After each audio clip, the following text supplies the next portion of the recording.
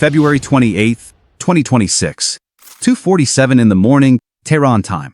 Somewhere deep beneath the Alborz Mountains, inside a hardened command bunker that had taken 30 years and billions of petrodollars to construct, a senior commander of the Islamic Revolutionary Guard Corps stood before a bank of flickering monitors and allowed himself something he hadn't permitted in months. A smile. He had watched the Americans for decades. He had watched them threaten and bluster and sanction and negotiate and threaten again. He had watched them blink over Iraq. He had watched them flee Afghanistan. He had watched them write strongly worded letters about Hezbollah, about the Houthis, about Hamas, about every instrument of power his country had spent 40 years quietly assembling across the entire Middle East. And every single time, Washington had done the same thing. It had talked. America will not strike us, he reportedly told an aide that evening, according to accounts that would later surface in captured Iranian intelligence documents. They never do. They fear the oil. They fear the response. They fear everything we have built. Their president tweets. Their diplomats negotiate. That is all America knows how to do. He was still smiling at 2:53 a.m. when the first B-2 Spirit stealth bomber released its payload over Fordow. What happened in the next 72 hours would rewrite the geopolitical map of the Middle East. But the real story, the one that nobody in Washington wants to say plainly out loud, did not begin on February 28, 2026. It began 47 years earlier in the smoking ruins of a different kind of certainty. If this kind of deep dive storytelling is what you came here for, subscribe right now. Hit that bell. Because what we cover here, they won't explain on the evening news. The roots of what America did on February 28, 2026 run all the way back to November 4, 1979. That was the day Iranian students stormed the United States Embassy in Tehran and took 52 American diplomats hostage for 444 days. In one single morning, two countries that had been close allies flipped into something far darker than enemies. They became the architects of each other's nightmares. America slapped on sanctions. Iran called America the Great Satan. And every subsequent decade simply added another layer of blood and grievance to that original wound. The 2015 nuclear deal, the JCPOA, was supposed to be the circuit breaker. Iran would cap its uranium enrichment. The world would lift sanctions. Everyone would take a breath. But in 2018, President Trump tore that agreement apart, calling it the worst deal ever negotiated. Iran's response was methodical and deliberate. It didn't just restart enrichment. It accelerated it, almost as if it had been waiting for permission. By February 2025, Iran was sitting on over 600 pounds of uranium enriched to 60% purity. 60%. Weapons grade is 90. The gap between where Iran was and where it needed to be to build a nuclear device had shrunk to a matter of weeks, not years. Not months. Weeks. Steve Witkoff, the U.S. Special Envoy, said it plainly in early 2026. Iran could enrich to weapons grade in a single week if it chose to. A single week. Drop a comment below right now. Where in the world are you watching this from? I want to know. But here is what the official story glosses over. The nuclear program was always the headline. It was never the whole story. To understand the real reason America finally pulled the trigger, you need to understand what Iran had been building underneath the nuclear program for 4 decades. A network. A web of armed proxy forces stretching from Lebanon to Yemen to Iraq to Gaza, all funded, trained, armed, and directed by Tehran. Iran did not fight its enemies directly. It fought them through other people's children. Hezbollah in Lebanon, armed with over 150,000 rockets pointed at Israel. Hamas in Gaza, funded and equipped by Iranian money and Iranian weapons. The Houthis in Yemen, firing ballistic missiles at Saudi Arabia, the UAE, and, starting in late 2023, at commercial shipping lanes in the Red Sea. Iranian-backed militias in Iraq, launching drone strikes at American bases across the region. The entire architecture was brilliant in its design. Iran could bleed its enemies without ever putting its own uniformed soldiers in the line of fire. Plausible deniability, wrapped in ideological packaging, maintained for 40 years with ruthless consistency. And then came October 7, 2023. Hamas launched the deadliest attack on Jewish people since the Holocaust. 1,200 Israelis killed in a single morning. hundreds taken hostage into the tunnels of Gaza. The weapons used, the tactics employed, the coordination and precision of the assault. None of it was possible without Iranian money, Iranian training, and Iranian approval. American intelligence was clear on this. The attack did not happen in a vacuum. It happened because Tehran had decided that the moment had arrived to push. What Iran did not calculate was that October 7th would become the domino that eventually fell on its own front door. Israel spent the following 18 months systematically dismantling Iran's proxy architecture. Hezbollah's leadership was decapitated. Hamas's command structure was obliterated. The weapons supply chains were severed. And with each domino that fell, Iran stood more nakedly exposed than it had been at any point since the revolution. For the first time in 40 years, Tehran could not hide behind its network. The shields were gone. And still, Iran's centrifuges kept spinning. By April 2025, the Trump administration opened direct nuclear talks with Iran and Oman. Quiet, careful, back-channel negotiations that the State Department described as constructive. Iran made promises. Iran requested time. Iran asked for sanctions relief as a gesture of good faith. The talks produced 4 rounds of negotiation and 0 concrete agreements. And all the while, the IAEA reported in May 2025 that Iran's stockpile of near-weapons-grade enriched uranium had surged by 50% in a single quarter. Tehran was running out the clock. Washington eventually concluded the same thing. June 13, 2025, Israel launched what it called Operation Lion's Roar, a sweeping air campaign that targeted nuclear facilities, air defense systems, military command infrastructure, and missile production sites across Iran. The scale was staggering. According to multiple reports, Israel dropped approximately 6,500 bombs across Iranian territory in the first week alone. The initial strikes were Israeli, but 9 days later, on June 22, 2025, the United States crossed a threshold that most analysts had spent years insisting would never happen. American aircraft struck the Fordow enrichment facility, the Isfahan metallurgy complex, and the Natanz enrichment plant. U.S. officials described it as a targeted operation against Iran's nuclear infrastructure. They used phrases like degraded capability and significantly set back. But Iran's centrifuges, buried hundreds of feet underground at Fordow, beneath a mountain specifically chosen to resist exactly this kind of strike, were not destroyed. They were damaged. Iran declared the attack an act of war. Then it went back to its bunkers. For 7 months after June 2025, a strange and fragile standoff descended on the region. The U.S. and Israel claimed the nuclear program had been obliterated. Iran disputed this. New rounds of talks were attempted. In January 2026, intelligence reports began emerging that Iran had reconstituted significant portions of its enrichment capability. The IAEA, working with limited access, could not confirm or deny the full extent of the recovery. Comment below right now. Do you think America had any other choice at this point? I genuinely want your opinion. The talks that were supposed to resolve this entered their final, fatal spiral in February 2026. The core sticking point was not technical. It was existential.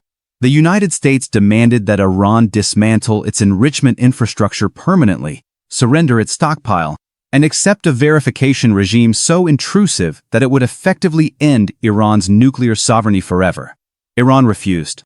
Not because of the specifics of the verification language, but because compliance would have been a signal to the entire world, and to its own people, that 40 years of defiance had ended in surrender. For a regime that had built its entire identity around resistance to American pressure, that was not a price they could pay and survive. On February 26, 2026, the talks collapsed definitively. 2 days later, the bombs fell. But here is where the story gets complicated. Here is where the official version and the real version begin to diverge in ways that matter. The public rationale from Washington cycled through several different framings in the days surrounding February 28th. First, it was the nuclear threat. Then it was the imminent danger. Then it was a response to Iranian aggression. The White House described it as peace through strength. The Guardian reported that Trump's ever-changing rationale for the war shifted multiple times in the first week alone. USA Today cataloged no fewer than 5 distinct justifications offered by senior administration officials in less than 72 hours. When a government cannot hold its stated rationale steady for 3 days, you are not looking at a decision driven purely by the stated rationale. The New York Times reported on March 2, 2026, that the U.S. decision to strike Iran was a victory for Benjamin Netanyahu, who had been pushing President Trump for months on the need to hit what he described as an existential threat. News Nation reported that one specific phone call from Netanyahu to Trump, in which the Israeli Prime Minister shared intelligence directly, cemented the final decision. The intelligence, reportedly, showed Iran was days away from assembling components for a functional nuclear device. American analysts could not independently verify that claim. Some disputed it outright. The Arms Control Association published a report noting that while Iran's program was advanced and dangerous, the intelligence community's own 2025 worldwide threat assessment had not assessed Iran as having made the political decision to actually build a bomb. But Netanyahu had made a calculation that had been decades in the making. For Israel, a nuclear-armed Iran was not a strategic inconvenience. It was an extinction-level scenario. Every prime minister since the 1990s had privately told American counterparts the same thing. We cannot live with an Iranian bomb. Full stop. And after October 7th had stripped away whatever reluctance remained about the costs of direct action, Netanyahu had made the judgment that the moment would never be more favorable than it was in early 2026. Iran's proxies were shattered. Its air defenses had been degraded in June 2025. Its economy was bleeding under sanctions. And for the first time in a generation, there was an American president who might actually say yes. There is something else that the nuclear framing leaves out. Something that comes into sharp focus when you look at a map of the Persian Gulf and trace your finger along the narrow blue corridor called the Strait of Hormuz. Approximately 20% of the world's entire oil supply passes through that strait every single day. 17 million barrels. If Iran closes the Strait of Hormuz, oil prices do not just rise. Global supply chains fracture. Economies that import oil begin to seize up. And Iran had done exactly that, partially, in the aftermath of the June 2025 strikes, causing oil prices to spike to their highest weekly surge since at least 1985. By the first week of March 2026, Brent crude had crossed $100 a barrel and analysts were warning of $150 if the conflict dragged on. And Iran with a nuclear weapon sitting astride the Strait of Hormuz is not just a regional problem. It is a gun held to the throat of the entire global economy. That calculation was never absent from Washington's thinking. It was simply never stated publicly. Tell me right now in the comments, what do you think the real number one reason was? Was it the nukes? Was it the oil? Was it Netanyahu? Let me know. On February 28, 2026, 2 aircraft carrier groups were already positioned in the Persian Gulf. 2B. 2 stealth bombers flew from Whiteman Air Force Base in Missouri, refueling over the Atlantic, then again over the Indian Ocean, before entering Iranian airspace in the pre-dawn darkness.